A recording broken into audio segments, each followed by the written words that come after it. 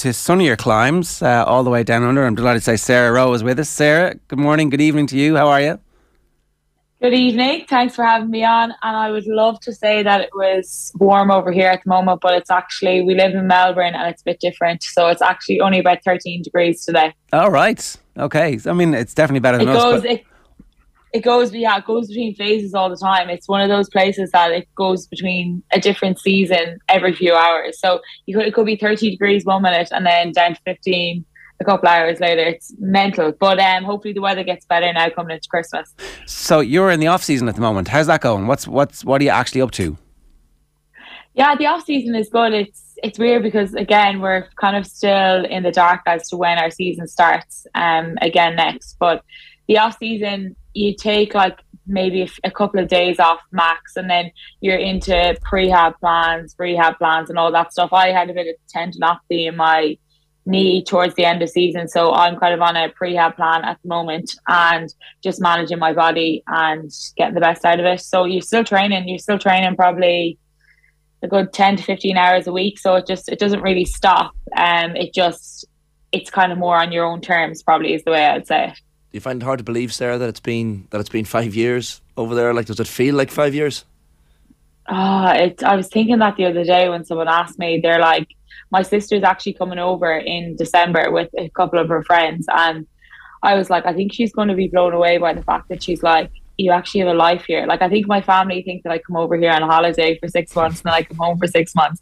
But I think, yeah, being here 5 years, it was like a real moment where I was like, God, I have been here a long time and I properly have a life over here now. So it's been so long, but it feels like it's such a short time. You still have the Mayo accent, at least. There's no Aussie twang just yet. Oh, don't worry, I can't lose that. Imagine I went home to Ireland with an Aussie accent. I'd be told to get back on the flight again and go sort my life out. You would be killed. Yeah. To be fair, you say you've got a life there. Is that something that you think that is part of your future long term then? Because like, it's difficult to give up the lifestyle, presumably. Yeah, it is.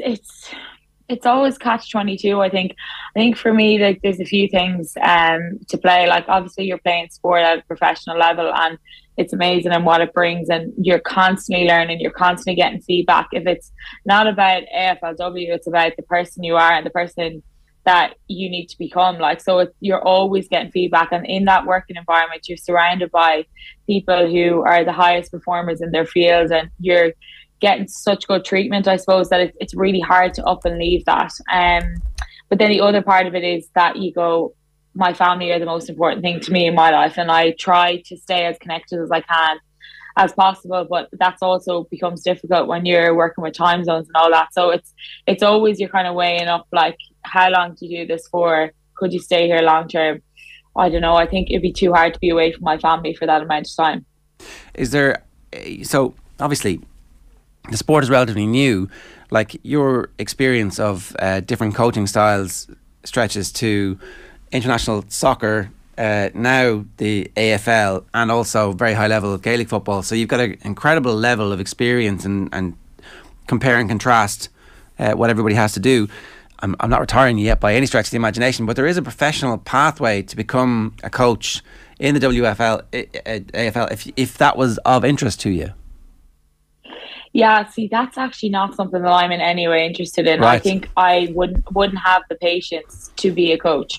I think I know myself, I probably favour the ones who were doing everything right, who were training at a high level, because, you know, I suppose even with our S&C, like, he's done so much for our club. His name is Paul Turk. He's come in this year and he's completely changed the culture and the way we train and everything. But, like, he puts in what a player puts into him as well. So if you put in effort, he will give you back that same amount of effort. So I think that would be the way I would probably be and feel as a coach. But, like, as a coach, obviously you need to work on everyone. But the side that I am really interested in is, like, the cultural side of things, the leadership side of things, and that for me fascinates me. And I think that's because of the 3 different environments that I've been in, that I've always been really curious as to, like, why is GA like this? Why is soccer like this? Why is AFL like this? And in general, what it all comes down to is, like, people and making sure that everyone feels valued within their environment, everyone feels comfortable and supported all the time. But it's very different in each world, and they all have their own set of their own culture within the sport as well.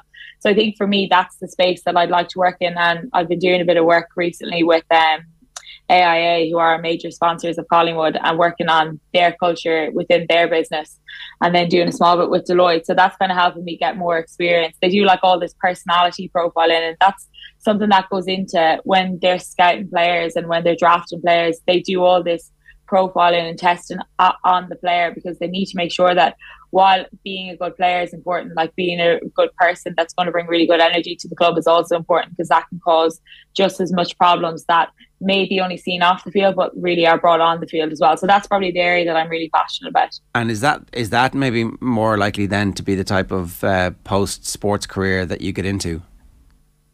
Yeah, I think so. I think I have a background in neuro-linguistic programming, so like that's all about subconscious mind, and like that psychology side of things has been something that I've always tapped into. I've always loved it, and I think you can unlock secrets to life, and you're far more in control of your own emotions than you think. So I think that's the side of things that I'll definitely go into in the future.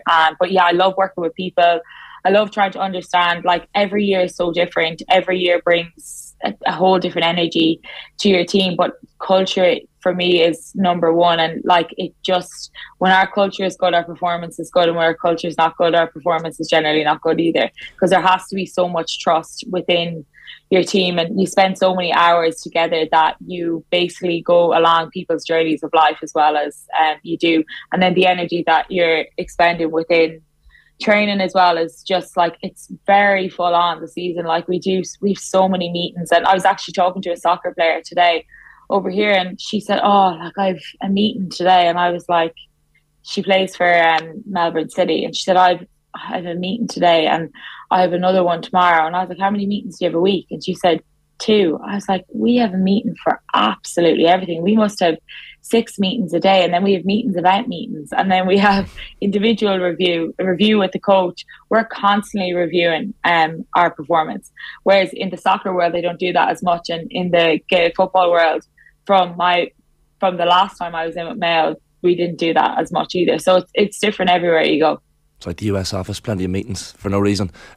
Like for you, Sarah, someone who takes an interest in it, I mean, what percentage of professional or semi-pro sport would you say is mental, and what percentage is more on the physical side? That's a good question, because mental for me is like, there's players on our team who I suppose maybe are maybe have a lot of talent, but as time goes on, they will get washed out of the system if they don't do everything right. So I think a lot of it comes down to mental and the way you prepare. So I'm going to say probably 50-50, 60-40 right now where the game is at. But when you look at the men's program, I think it's a lot more mental than it is. That's a really difficult question, because if you're mentally strong, you'll do all the right things to prepare properly. Therefore, your body will be in a good place, and therefore you'll train to the level that's expected, because obviously you're trying to break mental barriers all the time.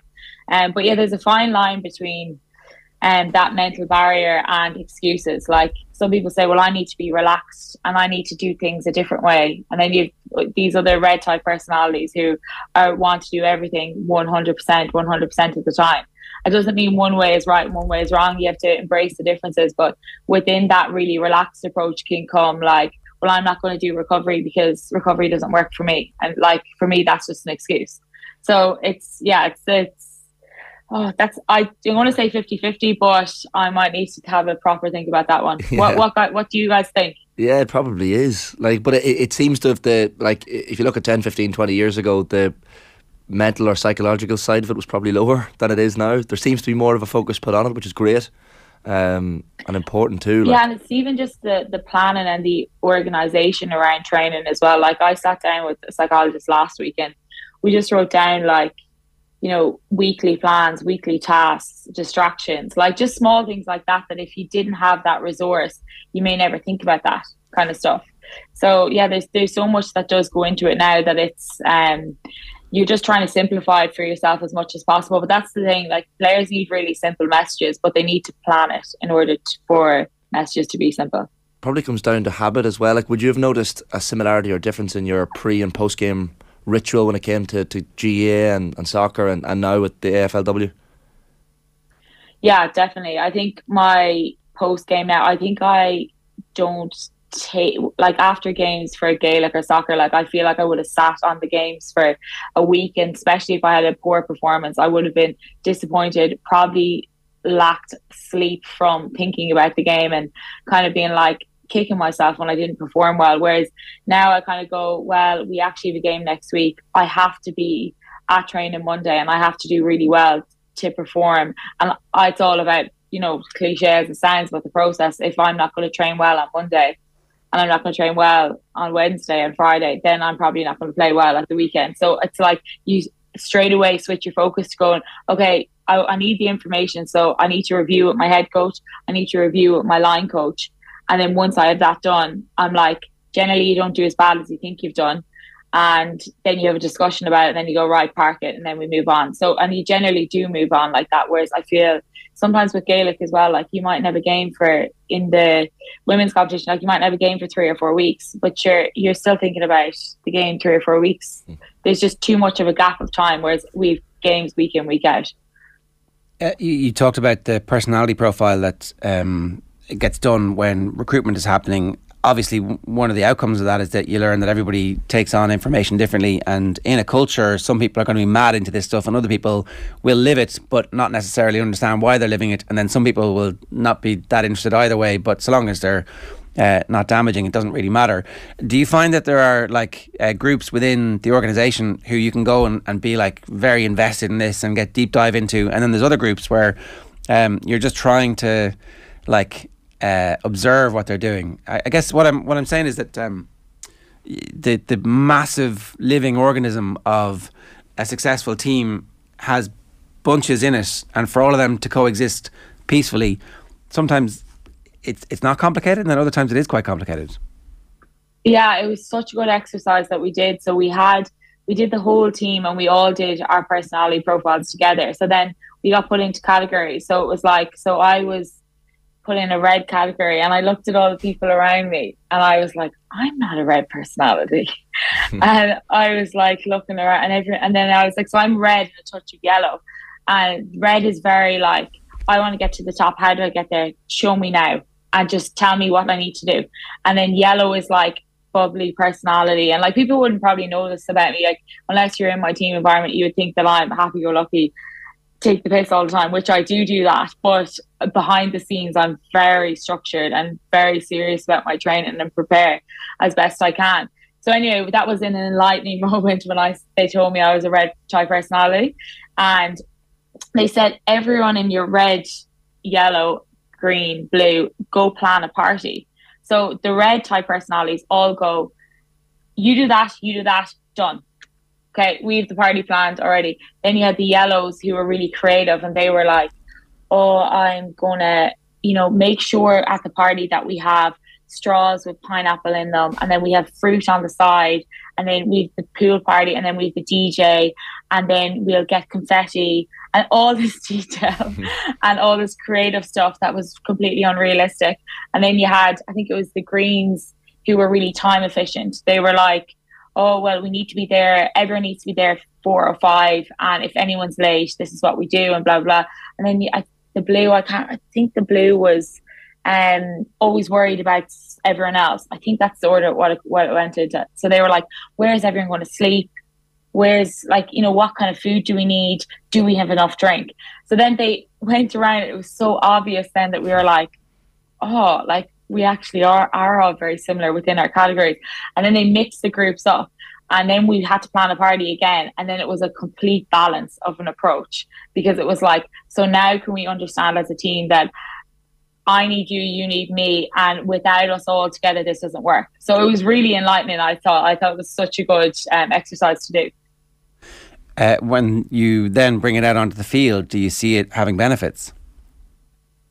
Yeah, you do, because there's times when people are really uptight, and then someone, like another player, would say, like, it's okay, you got this, and that might be all that other player needs. And then it's like we always need to find triggers. Like we use trigger words a lot, like as what's the word that gets you up, or what is it that I need to do for you? And that's the question that we ask each other quite a bit, is like, what do you need from me on the field? Like, how can I help you? Because within AFLW, it's such a different game than I suppose Gaelic football, where everything is kind of like instinct, a bit more off the cuff, whereas in AFLW, like I feel like you really need to protect your players, and it's a very structured game. Like playing on the wing, like I have to stay out in the wing even if the ball doesn't come out there for the whole day. Like it's so frustrating as a Gaelic footballer, because that's not the way I would want to play the game or the way I see the game, but I have to do what the team needs of me and how I can help my teammates best and what's best for the team.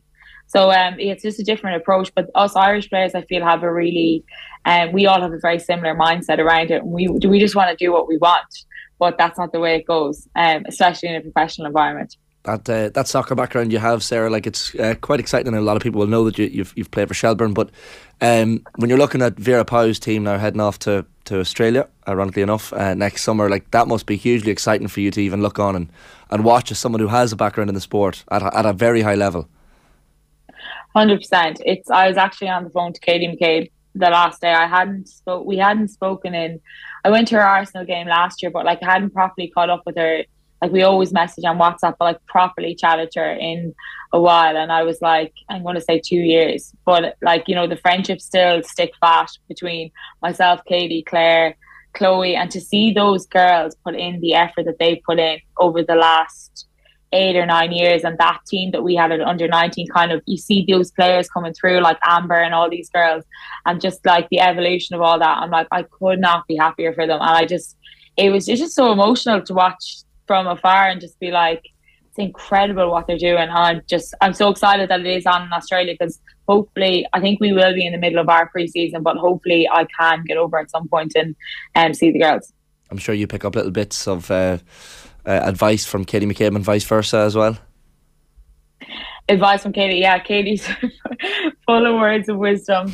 She's a lovely cheek to her as well that I don't think anyone else knows about. So we always have a good laugh when we're on the phone together. But no, she's the best. I think for me with Katie, like I just watched her grow up the whole way, and like to see her go over to Arsenal, struggle at the start, and then when she first went over, and then to have such a big impact and be one of their best players, and then become captain, and now become like the leader and person that she is. Like she's just done amazing. Like it's just so good to see.